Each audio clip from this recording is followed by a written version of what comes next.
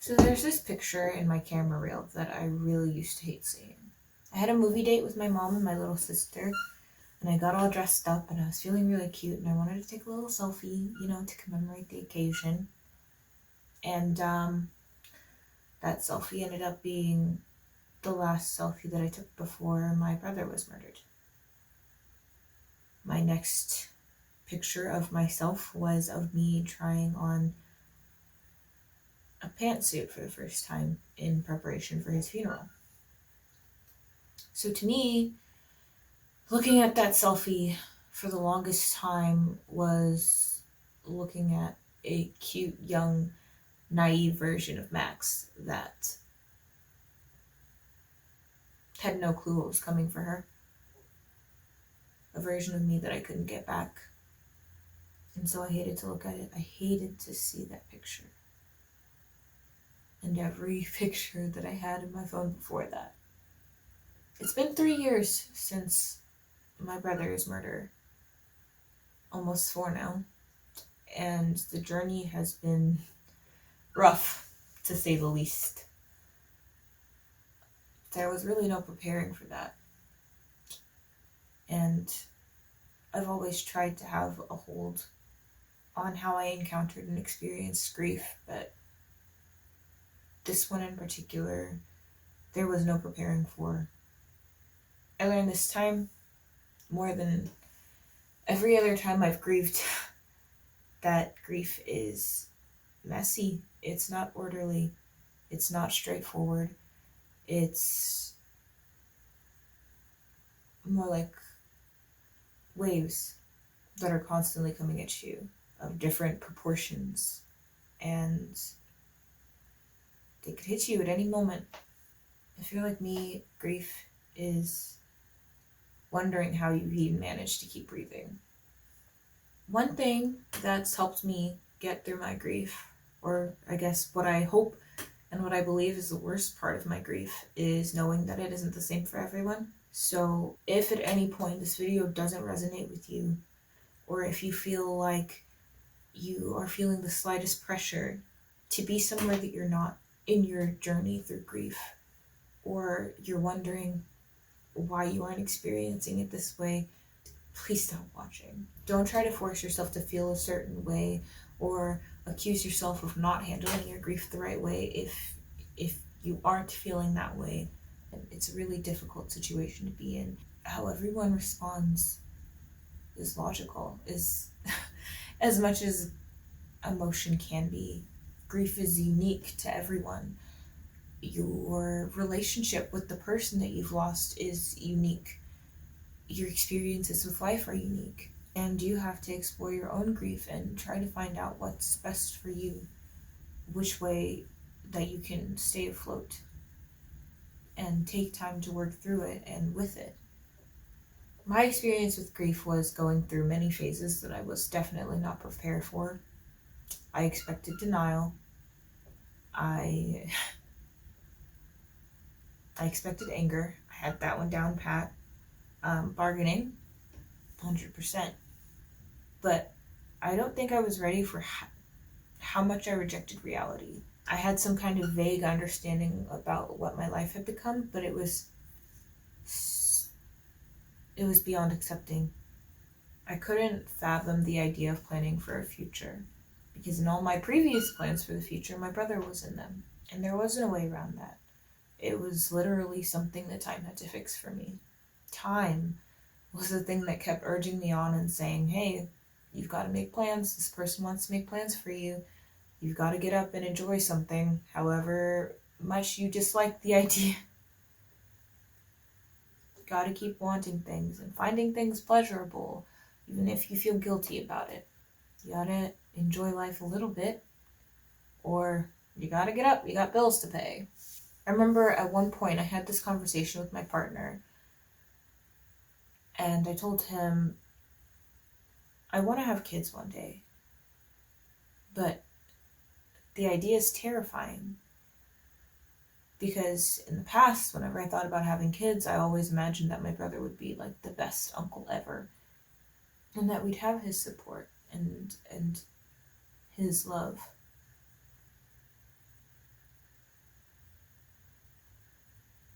And I'm aware, so aware that if I had kids, they would be very much loved. But it wouldn't be Brandon's love, you know?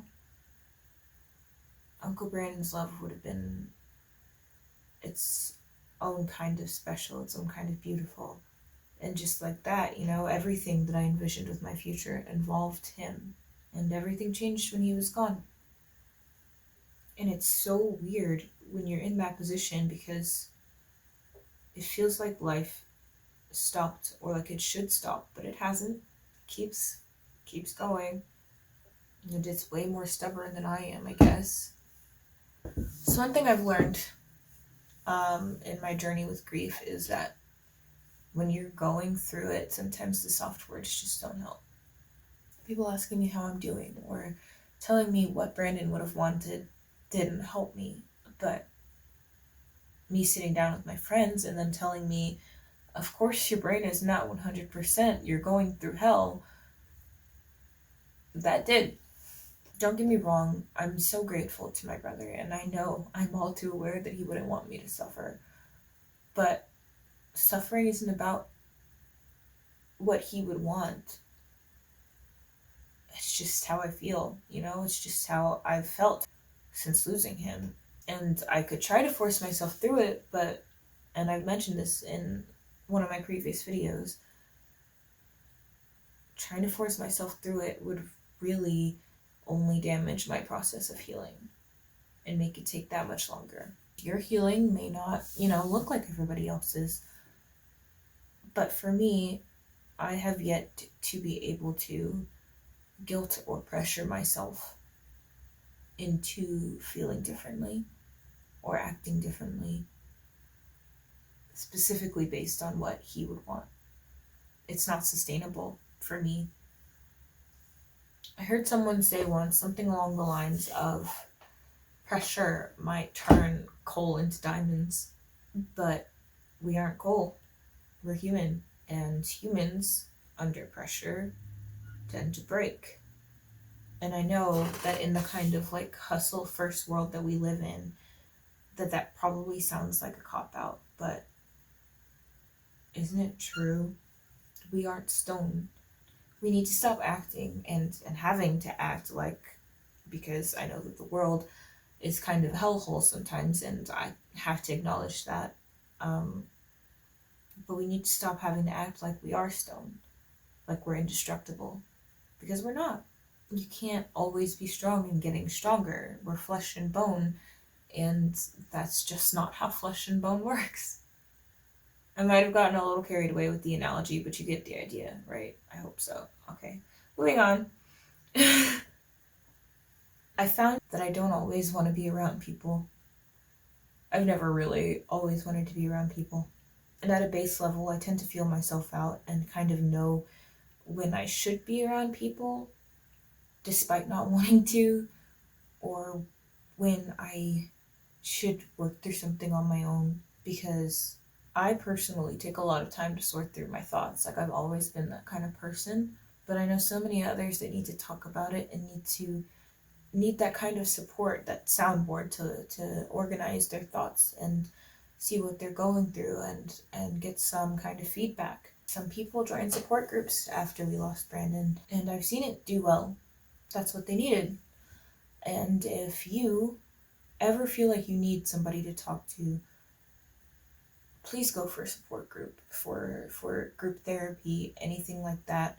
I know it can be scary to be vulnerable in that kind of situation, to show your tears, to trust that kind of pain to another group, but they've got a job assigned to them, which is to get support and give support. And any group that does worse than that doesn't handle that, would never be a reflection on you or any other group that is willing to take the actions that they need to make sure that everybody within them is okay. Basically, I hope that if you feel like you need a support group, that you go to it and don't let your doubts get in the way. Like, your health always should come first. But for those, especially for the people who choose to go or who can't afford to do anything but go the route alone. I can't suggest this enough. Learn how to mother yourself. Please. Learn how to mother yourself however you can, whenever you have the energy to. And that means checking up on yourself constantly. It means asking if you've eaten or drank anything, asking yourself what you need constantly, or what you can do or who you can talk to in times of crisis. I've always, well, for the longest time, I've been a huge proponent of self-love because I went through such a huge phase of self-doubt and insecurity. And, for a while, I was working on what I thought was self-love, but I didn't really get a good grasp on what it was and what it meant until I was going through grief. Nothing challenged my self-love more than the past 3 years. I had to learn to love myself in the way that a good parent would love me, the way my mama loves me, with empathy, with understanding, a little bit of encouragement, a tiny bit of sternness, but also learn how to love myself in a way that my mom couldn't. She couldn't read my mind. She didn't know 100% what I needed. My point is to check in with yourself. Ask yourself what you need. When you're going through grief, the answer might be sleep or food. More often than you might be prepared for. I like to call it my hibernation period. Because it's a lot. It's a lot emotionally. It takes a huge toll on you. And your body's going to need the rest. So that being said, find help where you can and rest up and do it guilt-free. Work on being able to do so guilt-free. Life's hard, and if you need to rest, do so. You deserve it. You do. So get whatever kind of rest, however and whenever you can. Taking up some gentle hobbies was a big part of that for me.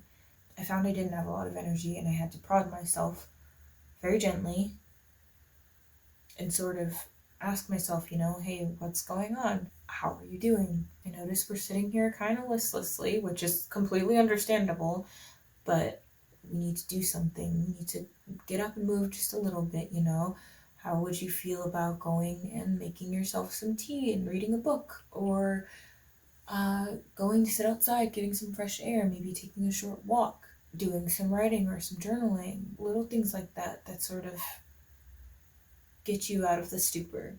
And gradually you might build up some stamina to do a little bit more, to do something a little more taxing. And by gradually, I mean so gradually. It took me so long to figure out what I was doing that I wondered if it was ever going to happen at all.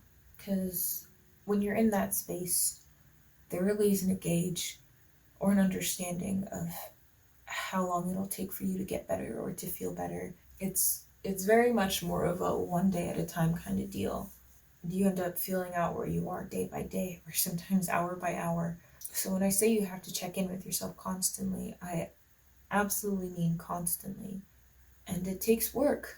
It takes so much work to not only learn how to check in with yourself so regularly, but also do so in a compassionate and patient way. It takes practice to treat yourself with tenderness, and that on its own is a bit of a fight too, and it gets exhausting. But in my experience, learning how to love yourself and dealing with grief kind of go hand in hand. Lastly, I wanted to acknowledge that it is, and it can be, so hard to open up about what you're going through and how you're feeling. Knowing that you deserve to be heard and have your feelings acknowledged can be so hard. And it ties into self-love.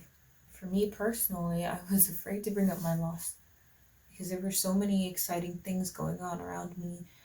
And if you watch my last video, you'll understand a little bit of it, but there were marriages happening, children being born, lives starting, and here I was trying to save face, finding it so difficult to say, look, I'm super happy for you, but my life seems to have gone in the complete opposite direction, and it's so hard. But when I did open up about it, I was met with so much support, and honestly, I don't think my friends would still be my friends if I wasn't.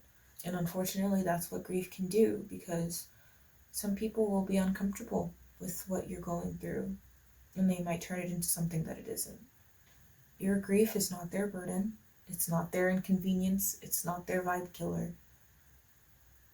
It's a part of you now. It's a part of your life. It's a part of what you're going through. As painful as that must sound. It's like the Eeyore of the friend group now, who has a hard time but deserves being loved all the same. And the idea that you going through grief could make you lose friends is so difficult too. I wish I had some neatly packaged words that could help you through this, but there really are none. But if you're going through loss, I will tell you what my closest friends told me. You're going through hell, and it's a lot, and it's really hard.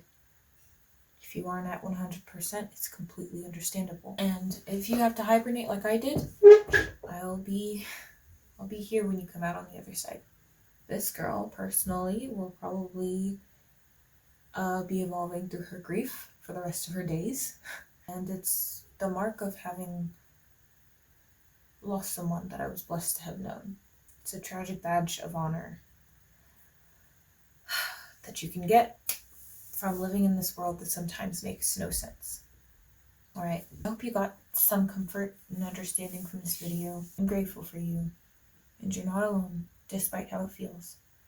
Thanks for watching. Subscribe if you feel so inclined, and I'll see you all next week.